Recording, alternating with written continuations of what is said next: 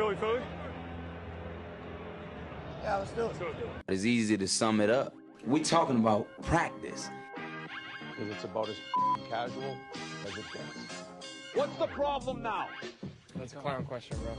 I think we ought to send them beating at least. World champions! Start playing with some jam in here. Let's go. Philadelphia, looking as only you can look. Woo!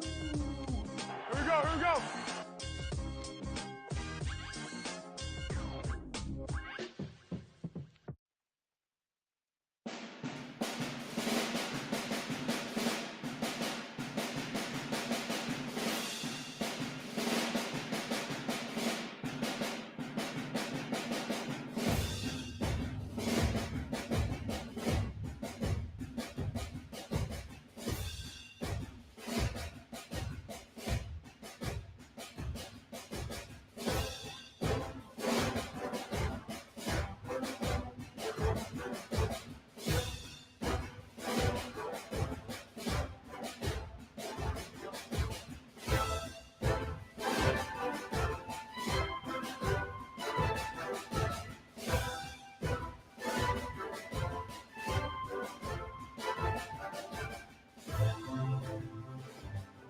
Welcome to the Philly podcast, the #1 Rising Eagles podcast in Philadelphia, hosted by Chris Fuzzy Lahiff and Eric Perugini. On this week's show, we take a look back at the WILDCARD weekend victory over the Packers and moving on to the Divisional Round against the LA Rams for a possible snowdown at the Link this Sunday for a ticket to the NFC Championship. Now here's your hosts, Fuzzy and Eric. And good afternoon, or I should say good evening, everybody. Welcome to another edition of the Philly podcast, brought to you by the Old City Sports Network. OldCitySports.com. Go there for all your favorite OCSN podcasts, articles, and much more. So, like our intro said, we're going to be looking back at the game last week versus the Green Bay Packers.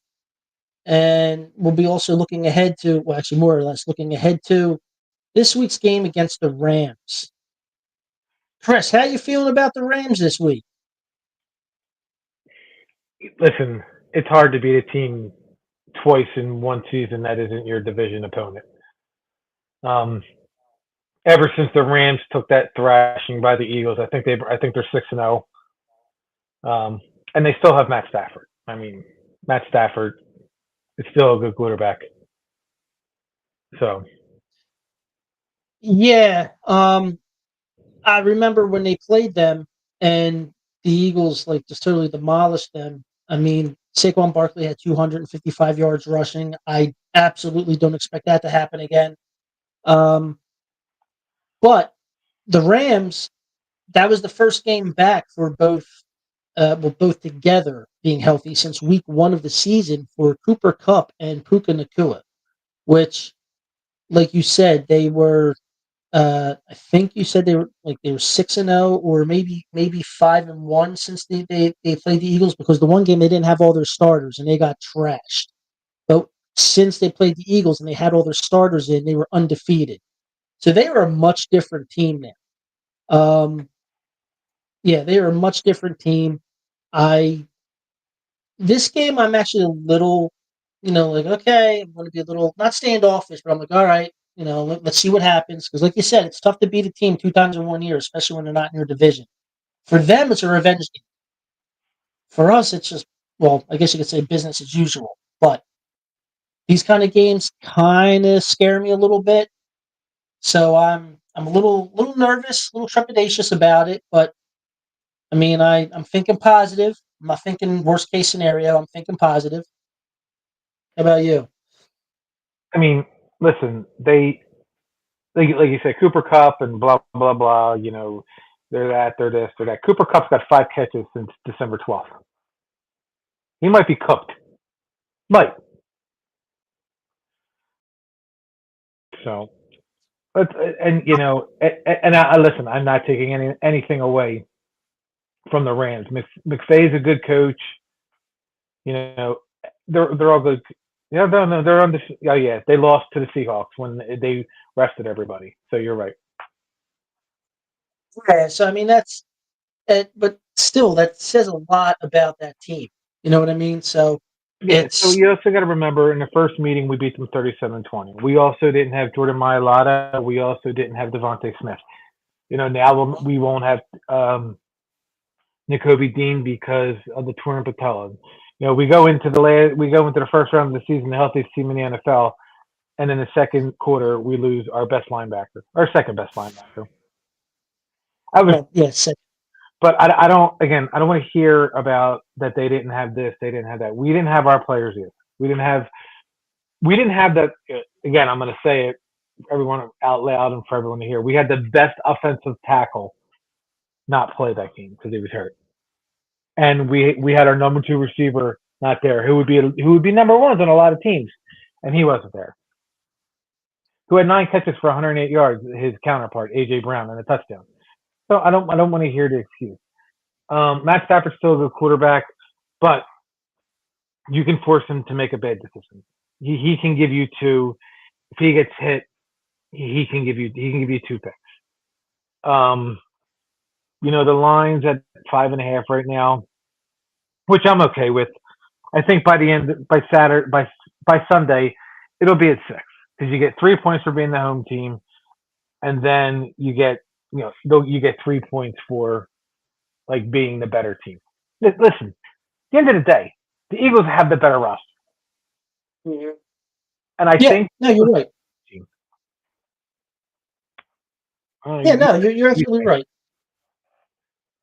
Yeah, no, you're absolutely right. The Eagles do have the better roster. They do have the better team. I'm not gonna sit here and say that they don't. You know what I mean? But yeah, it's going to be a fun game to watch because I'm really interested to see how the Rams attack the Eagles this time around. Like what their game plan is this time around. It's like I said. Now we're going to have both our star wide receivers. We're going to have Dallas Goedert in there. You know, they're going to try to be stopping Saquon Barkley. Like he's got to be the focal point going against for their defense because it seems like every game he's hitting at least 2 like what would be home runs. Like he's just taking off and going. So I'm interested to see how this game's going to go. Like you said, McVay's a good coach. Mm-hmm. He's a really good coach, and for what he did after they lost in the Super Bowl to then get them back to the Super Bowl with almost a revamped team and then win it. That's pretty good. He's got a pretty good resume as a head coach. No, listen. He's a young guy. He was. He was the new bread. So, listen. Again, our weakest link in the team is our kicker, which is not a good thing. But I don't want to hear. But I don't want to hear about the inner excellence of the Rams when the inner excellence is really for the Eagles. That was a cheap plug, by the way.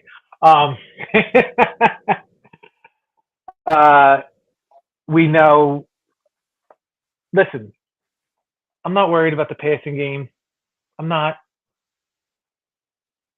Can we discuss the absolute Monday shenaniganry that is sports fandom, talking about how Jalen is not the answer in the playoffs when, if you watch that game, knowing anything about football, he did an amazing job given what that game was. And people kind of forget the playoff game and all that stuff. And I'm not, no turnovers. Like, what are we talking? I saw one bad move on his part that whole game, I think, was that taking that sack, maybe. Yeah. So Jalen Hurts started out 6 for 6, and then he didn't hit his next 6 or 7 passes in a row. But they ended up hitting his next 6 in a row to end the game. They talked about Jalen Hurts Monday like he was Justin Herbert on Saturday, and it's I didn't understand that. I didn't understand that at all. Like, why are we talking about Jalen Hurts, who did not have a turnover, had 111 passer rating, okay, 2 touchdowns, and again, why? Just because he didn't throw for 300 yards? He doesn't have to. He doesn't have to. I don't know. What are you looking for? Like if even he wasn't throwing the ball. Well, everyone. My man went on the sideline and read a book because he couldn't even get open. He wasn't mad. Like, you know what I mean? And he's read it, but he's read it before. Yeah, but let's be honest. I don't think he was sitting over there like making a statement. That wasn't like a statement piece, right? That was like listen, we're good. No. That game, I think I called that game 31-10. It could have easily been that. It could have. You've got a missed point. Saquon taking that slide at the end. Like, what are we talking about? Like, would the conversations be different if they would have won 29-10 if Saquon doesn't take that knee? Right. Like, it should be 30-10. I called 31-10, man. Like, what are we talking? I knew what was happening. Like, I didn't see the Packers as a threat, and you guys are talking about the Rams as a threat. Look, Matt Stafford's going to do Matt Stafford things. Like, he is going to do what he's going to do. And that's going to be like, ooh, and then it's going to be like, oh, yeah. Like, oh, it's Matt Stafford. Like, I don't want us to get confused. Is Matt Stafford going to be in the Hall of Fame to you guys? Yeah. I think so. Yeah. Yeah, he's going to be in the Hall of Fame. So, you have to be following, like, a Hall of Fame, but here's what like things that don't scare me. What are they, like the 15th top defense in the league? The Rams. I'm not worried about that.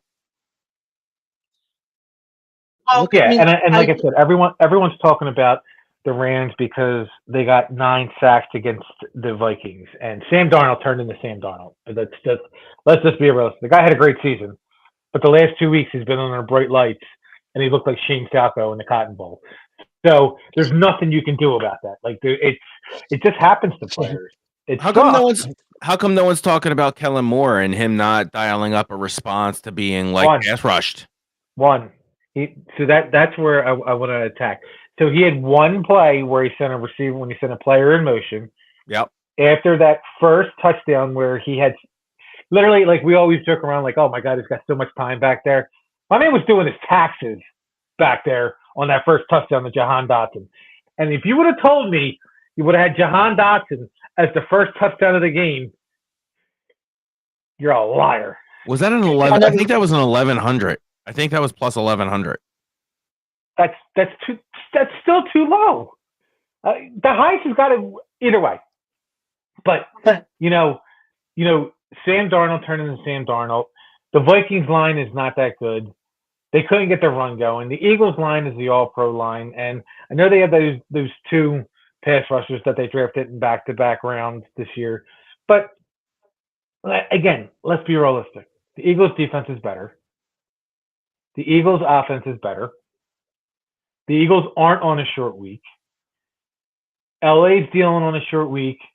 They didn't get back until 2 a.m. Now they had to come fly cross country.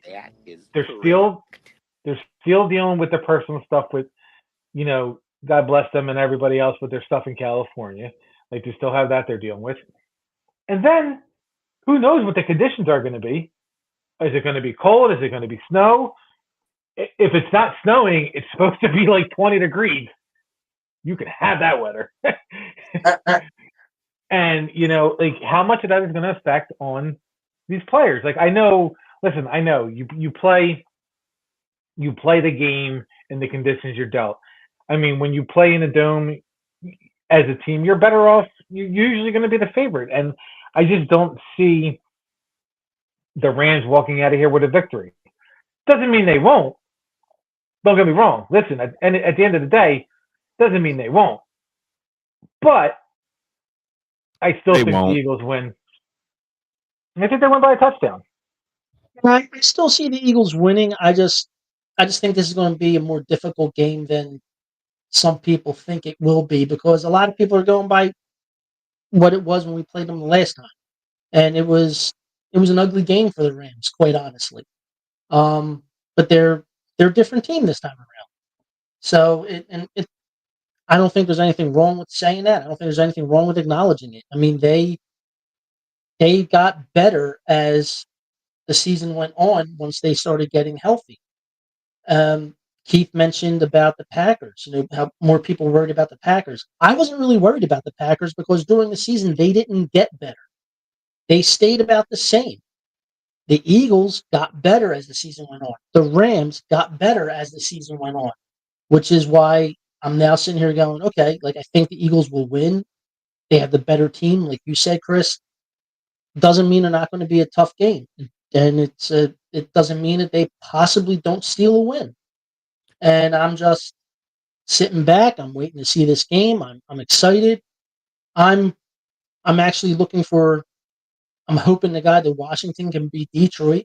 I would rather play Washington because I think that's the rubber match one, and I like the chances 2 weeks from now against Washington. But this week, right now, it's going to be a tough, hard fought game.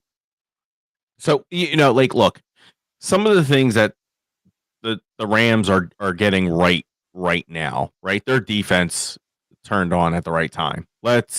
So like they're big on their third down defense, and I think they're huge in the red zone right now. I think they've got maybe like they've got not counting the last game because like as you guys mentioned earlier, they sat, so that really, I think that dragged down their earned points like against them to some degree in that in that last week when they rested everyone. I think their moms rested too. That's how cautious they were because everyone was available in the wild card weekend for the Rams. And they were just obviously they have a cause, and that's going to be big, right? They're kind of like they're hopeless in one area because it's they feel like they can't contribute to that, but like if we can just kind of like that is a nice story to tell. But at the same time, the Eagles, I think we allow the fewest completions of 20 yards or more in the regular season. Like we are just an over the top, kind of like, we might play, we're not blitzing. We know that. We know we're not blitzing. We get it. But try and challenge us in the secondary and you're going to have a bad day. So I know Stafford and Kupp and everyone's worried about that. I'm just not. I'm not worried about their offense.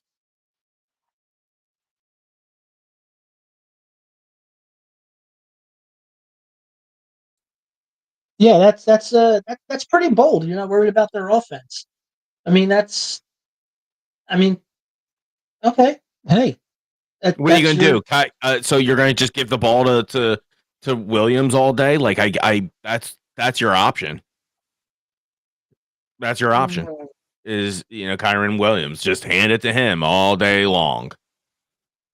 Yeah, no, I'm the offense runs through Puka Nacua. That he's their main option.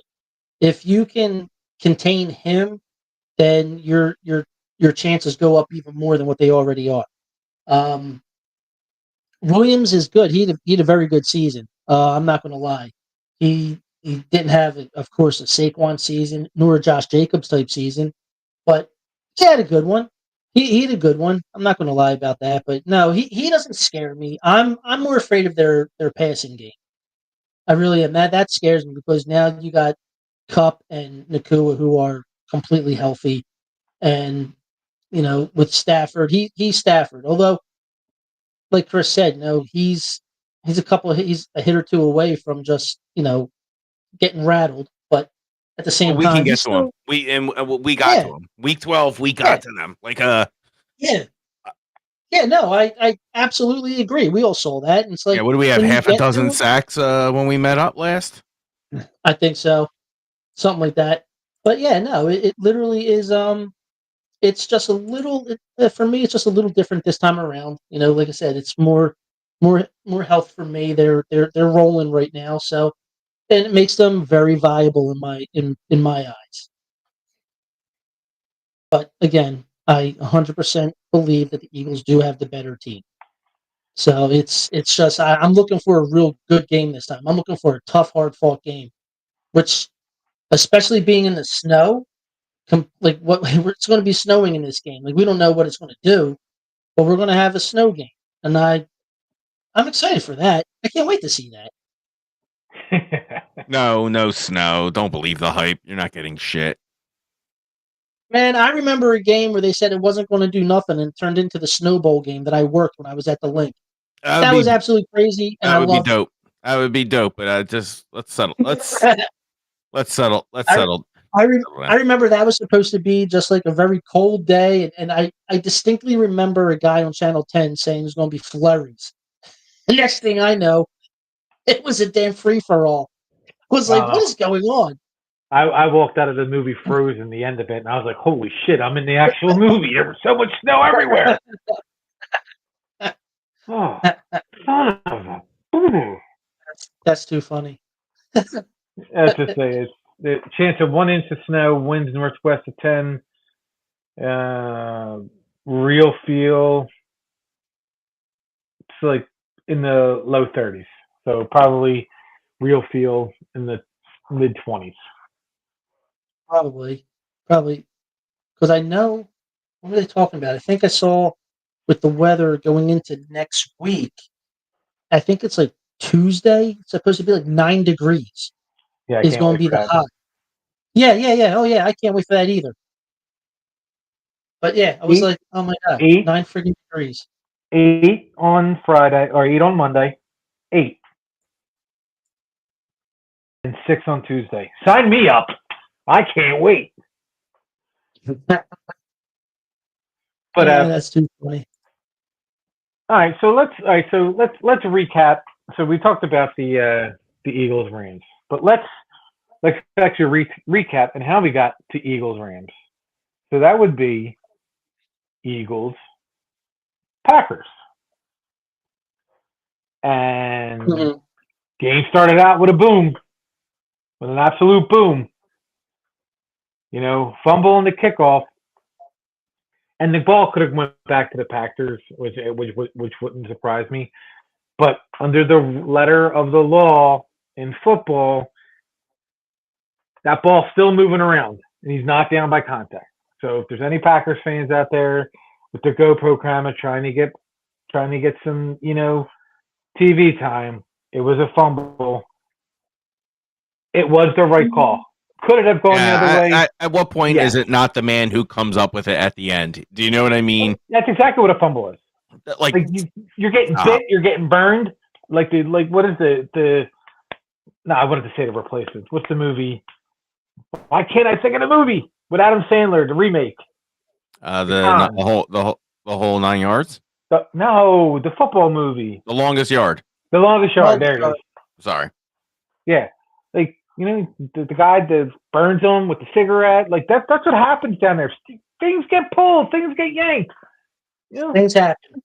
That was huge. I did not see special teams coming out that fired up. They had quite a few huge plays in the game. Lots of pivotal moments that did make the moment. What are you? So we kind of started out on the Jalen. What would you give Jalen report card wise if you guys are handing out report cards to quarterbacks? Where are you at with that overall performance? Give us a letter grade. You guys can go by any grading scale, Catholic or public, depending on your flavor. Yeah, Chris, you can take this first. Okay, so I'll give them a C on this grading scale, but I'll give them a curve because they won the game, so it's a B.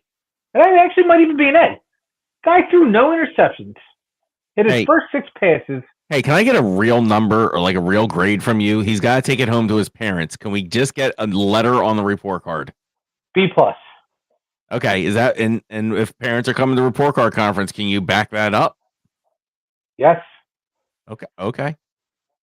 Before we get you into backing it up and we have an angry parent not knowing why it wasn't an A or should have been higher or whatever. And if you're listening, please drop a comment in the chat. We'll get you your grade for Jalen Hurts right now on the Packers performance this past Sunday. Oh, that was alliteration. Eric, where are you at? I too am going with a B plus. At first I was going to say, well, he went B plus, but I'm going to go B because I didn't want to do the same as him. But I was like, no. In my heart, I give the man a B plus. I felt that he did pretty much everything right. He didn't make mistakes.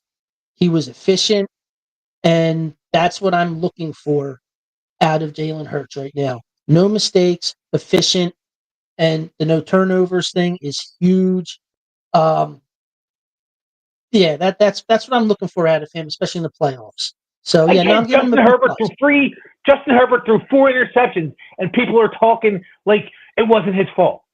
Sorry, it just drives me nuts when I just think about Justin Herbert. You gotta start talking to better people because no one I know thinks it wasn't Justin Herbert's fault. No, it's like the analysts on social media. I'll double down on Justin Herbert. I know you can't throw 4 interceptions in a game, but he's still a good quarterback. Okay. I hope you step on a Lego, Chase Daniel. Yeah, no. Go ahead, Eric. Yeah, you were saying so you're saying no turnovers, fairly on target. Was got a quarterback rating of 111. We're hearing all that. Is there anything that you could actually critique or say about Jalen that he needed to improve upon? I'm trying to think of what it could. There's obviously stuff you can improve on in every single game. I mean, like it's not like he went out there and played a perfect game. Like you said, he did have some somewhat accurate. There are sometimes he does force a throw. So I'd like to see him not to force them because that can lead to a turnover. If the wide receiver doesn't catch the ball or it bounces, tips it becomes a dicey situation, and it turns into one of those. It could turn into one of those turnovers that isn't necessarily his fault, but goes down in the books as a turnover. So it's like I'd like to see him like tighten that up just a little bit because if it wasn't that, I would have said I'd like to see him slide more, and he slid more. Right. So it's like we actually saw the guy sliding when he was running with the football instead of diving head first when he's getting swarmed by 4 defenders. So I mean, he kind of took away my one major criticism by actually fixing it. So if I have to give him something that he could work on, try not to force some of his throws. Just throw it away at that point. Chris, I'm going to kind of change the question to you because I'm sure you can criticize 1,000,009 ways. I'm going to ask you this question. Is the win this Sunday, is that still a quarterback stat, the win?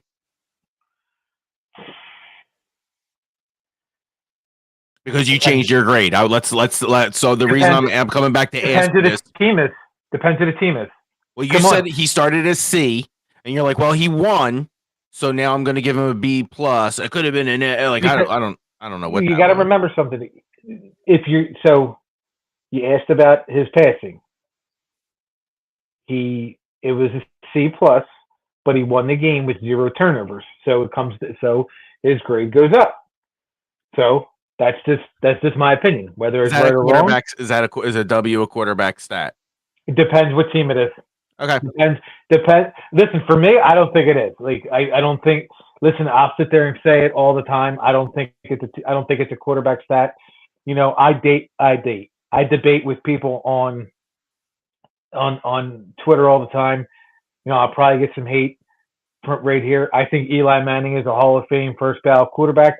Dude's got 2 MVPs. He's got 2 Super Bowl things. He's got over 350 passing touchdowns. I know his record. It might be like 3 games over 500. But, at the end of the day, it's a team game. If your quarterback doesn't put you in position to lose the game, that's how it is. Because if he puts you in a good position, you as a defense have to make that stop. Go back to 2013. Eagles go 10-6. They make the playoffs. They draw the Saints in the first round. Nick Foles leads them down to 24-22 or whatever the score was. Next play, kickoff, special teams commit to a personal foul penalty. Boom, ball's at the 40. They move 33 yards, and the dude hits a walk-off field goal for New Orleans to win it. That loss is genuinely on Nick Foles, but it wasn't on Nick Foles because he got the team in position to take the lead. But he gets the loss, and Drew Brees gets the win. Where at the end of the day, I don't know how you would decipher, in the future stats, how quarterbacks is a win stat. Yeah, so it's almost like the pitcher who's got a 4.5 ERA, but he's 21-4 because his team, when he pitches, averages 7.25 runs a game. yeah, and I'm with you. So just to recap, like that, the past game, let's kind of up until a certain point, Jalen Hurts looked amazing in the Packers game this past Sunday. I think he was 6 for 6 before the Packers started. The Packers started doing this almost like a They started blitzing. It was more didn't adjust. Well, it was more than just blitzing, right? It was a lot of pre-snap motions going on there, right? So there was a lot more of that. So they were getting easily confused. If you take a look, there was almost like a double mug defensive front coming up with those two linebackers, right? So right before the snap, there's like that that's the way they set up at that gap in the scrimmage, and it kind of confused Jalen a couple of times, and that's where it kind of looked a little rusty and off his footing. But at the edge, at the end of the day, Eric, he got rid of the ball on several times where nobody got open, which is what he's got to do. And I think he only took one sack that looked disgusting. I went, oh damn. But before we were getting double mugged up front, I would say it was pretty. Jalen looked really sharp, and I think I started off saying that felt like a Kellen Moore issue more than a Jalen Hurts issue.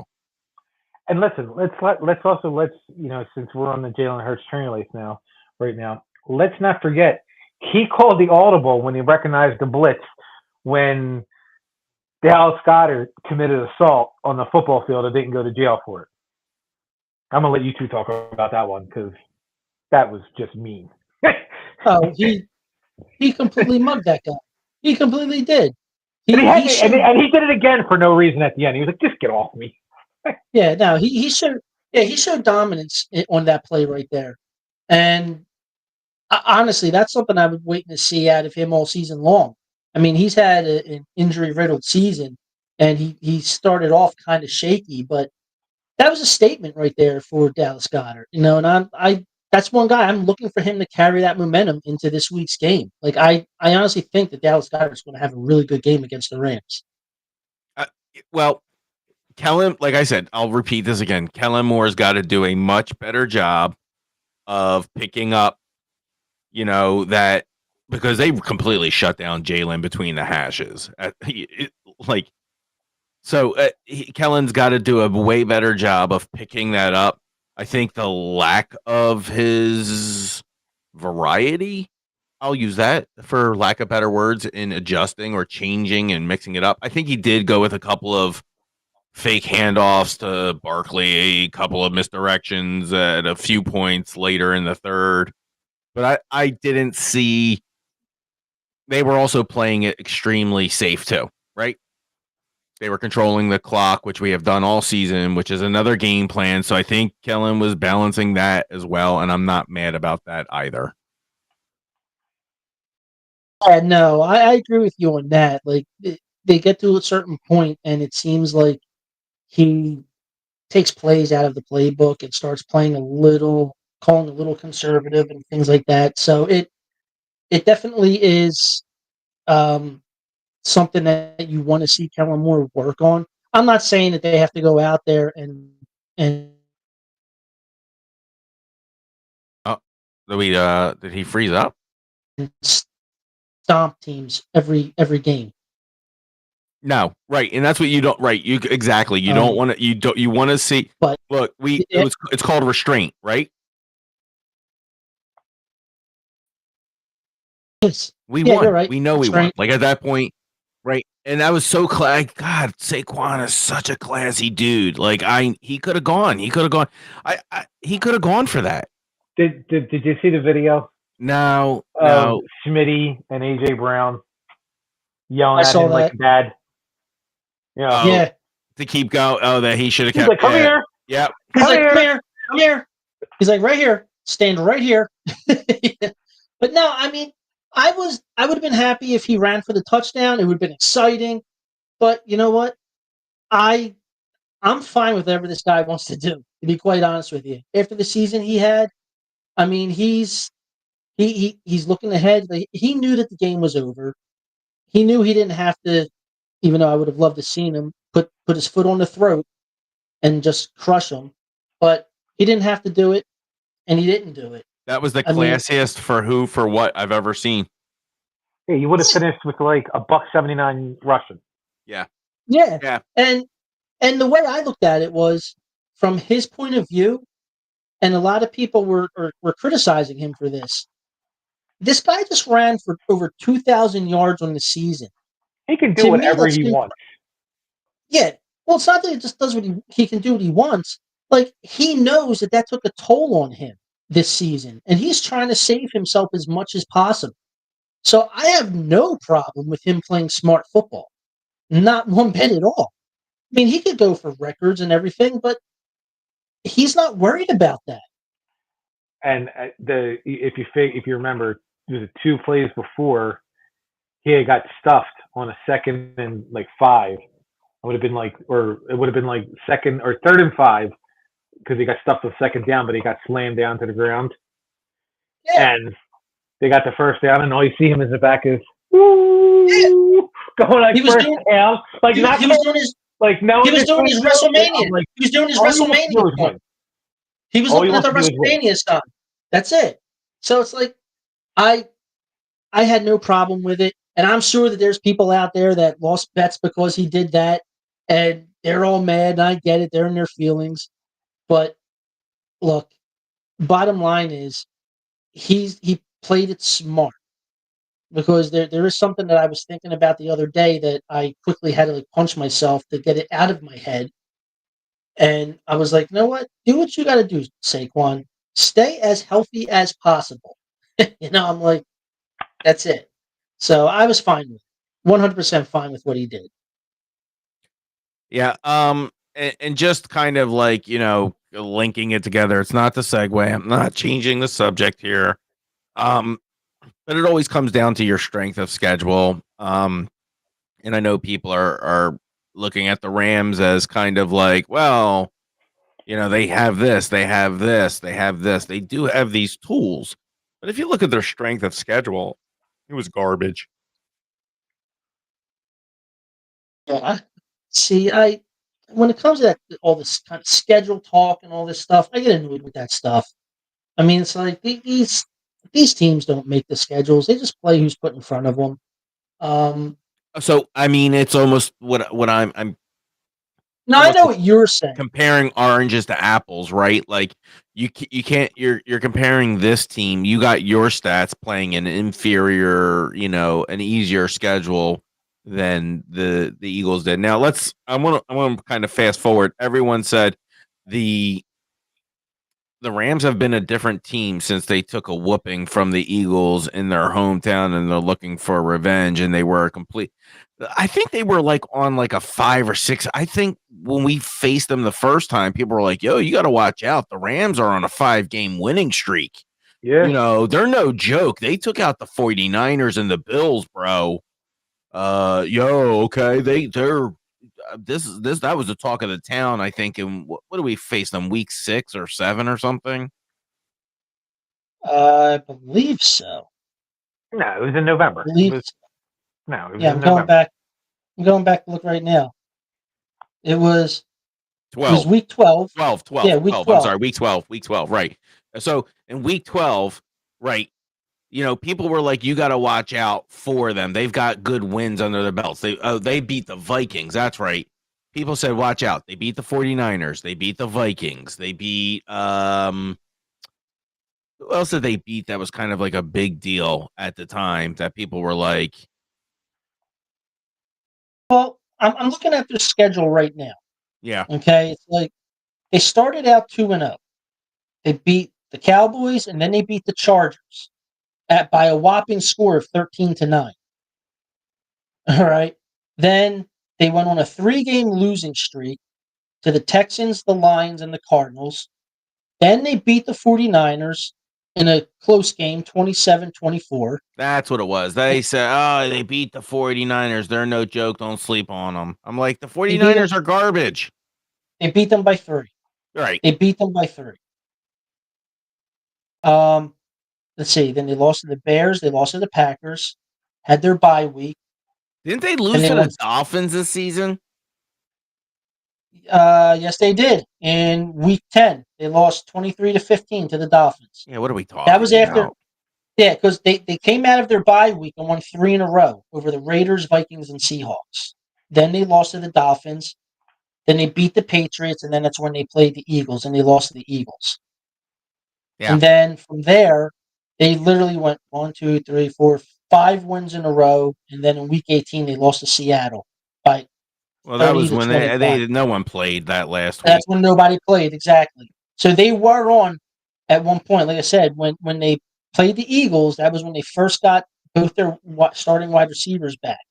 And then they went on a 5-game winning streak, which if they started everybody would have been 6 if they played in week 18.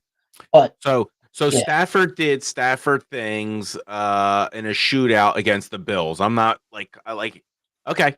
It was a shootout. Wasn't that game wasn't it like the over was like plus 50 or something and ended up being over 80 in that game? Yeah, 44-42. Yeah, what are we talking? It was a shootout. So we're talking about a shootout. I'm not worried about that. So since they lost us, they won against the Saints. Oh, okay. The Bills in a shootout. The 49ers by a 6. The Jets, the Cards. What are we? I'm not.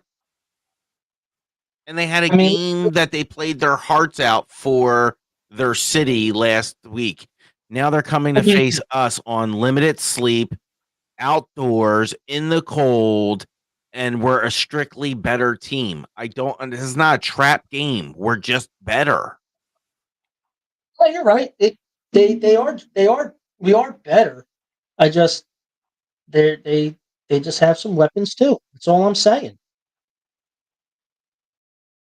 Who's their edge guy? Who's their edge guy that everyone really like? You got to watch out for him. Big time. What the hell's his name? He's talking about Brendan Jackson. Is he the guy that came out of? Who's the guy who came out of Washington State for the Rams?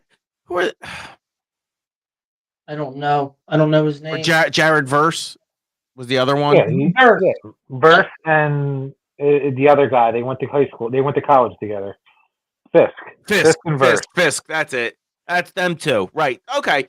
So if you're going to talk to me about that, I'm a little okay because the Packers showed you, right? They showed some weakness and what you can do.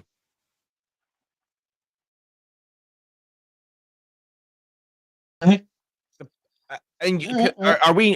Sean McVay hasn't already been planning against the Eagles before this week, so I know it's a short week. So he definitely has that. They definitely have had time to think about this and what ifs. The real question I have for you is: do you think them going up against the Vikings was that something that put any type of pause in you thinking them this week would have no issue, right? Did that scare you at all? No, that didn't bother me. Yeah, I think if you take a look at it, people are going to end up saying the Rams beat the Vikings, but I want to also say they probably had help from the Vikings. Yeah, and also Also, the line is out now at 6.5. So and the money line is a plus 230. So that's for plus 230. Something Wait, really? doesn't seem right. Yeah, money line's plus I think 230. it was one. I thought it was 115 the last time. Damn. No, it's 230, and the Eagles are minus 280, which means by the time a game starts, depending on the weather, it's going to be like a minus 330 and a plus 350 for the Rams. Like, so if you're the Rams, you're sending Darnold a gift basket, right? Like, thanks for the help, bro. Like, you know what I'm saying? As long as we play it clean, which we really generally have, like, Jalen has been very clean. As in terms of turnovers, it's really nice. I think he's being very cognizant of it. I think everyone has said, hey, you need to work on this, and he kind of either has or has been obviously more careful. It didn't hurt that he had 3 weeks to get some passes off during this game after the snap. You know what I mean? Like, Packers didn't seem like they were in too much of a rush to get back there. Yeah, and another thing is you also got to point out this: the game's at home. Let's go with that. The game's at home. If the Commanders pull off the upset, that means the Eagles have a chance to host the NFC Championship game. Think about how loud that place is going to be. Oh yeah, absolutely. Especially with that I don't care game what the you day say. before. It's hard to win at the Lincoln in January. I hope people are listening. I think you're right. I think the Lions are done. They're not moving on from this weekend. Wow. Yeah, they're not moving on. What are we doing? What are you doing? They've been running off of like rainbows and unicorns and luck. I think this is it. It's the end of the road. The Commanders will just shut them down, and people will come to reality and realize it's still the Lions. That's bold, Cotton. Yeah, that's a good one though. Yeah. I mean, I'm over it. That's a bold move, Cotton. I don't know if that's going to work, but Yeah, I'm over it. I'm over the whole you know. I am. The concept that they have been hurt for so long, it's going to catch up to them. And once you get to the playoffs, and once you get to playing there's no next week unless you win. Teams play differently, and they will exploit the weakness the Lions have. And that is they are running on second and third stringers for their defense. Yeah, I mean, you are right. You do make points there, which, to be quite honest with you, I totally forgot about how decimated they've gotten over on the defensive side of the ball lately.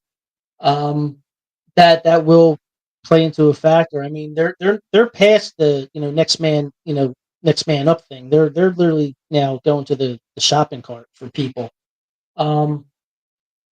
Yeah, that could easily play a factor against Washington, and that would be something. If Washington is able to beat them, and the Eagles the next day move on and beat the Rams, and like Chris said, now you're hosting the NFC title game in Philly. That's a bold predicament. That's a bold prediction from the movie film guy. Wow. Yeah, but you know what? He just hit us with a scenario that is really viable. Yeah, I listen, and like the clock has to strike midnight, right? Like you just can't keep losing players. Like it has to catch up to you, right? Like it has to. At some point that pumpkin carriage is going to shrivel up and go away. So you guys make great points. Yeah, I mean, listen, if Crowder's playing, you got Crowder. Is he Jameson? I think he is. I think he's right now questionable, and I think he's going to be available. you've got McLaurin, you've got Crowder. I don't know what's up with Ertz. I think he might be questioned. I think they have both tight ends are questionable for this, but I just think the Lions are going to realize that you're going home if you don't play harder, and I think the Washington Commanders know how to play harder. Yeah, they have shown it this year. They've been better than what people thought they were going to be, and that comes down to Jaden Daniels. So, I mean, he's played very well this year for a rookie, very well. So, now I'm thinking about this, and I'm like, if it works out the way I would love it to work out, hosting the NFC title game in Philly, that would be Does the that'd be NFC tough to deserve watch. it? Does the NFC North deserve it? You don't. Minnesota done. Green Bay done. Chicago, they were done in week preseason -2. Okay, 2 weeks They've been before in mock draft preseason, mode since week 2. right? So, like, if this is what we're talking about, right?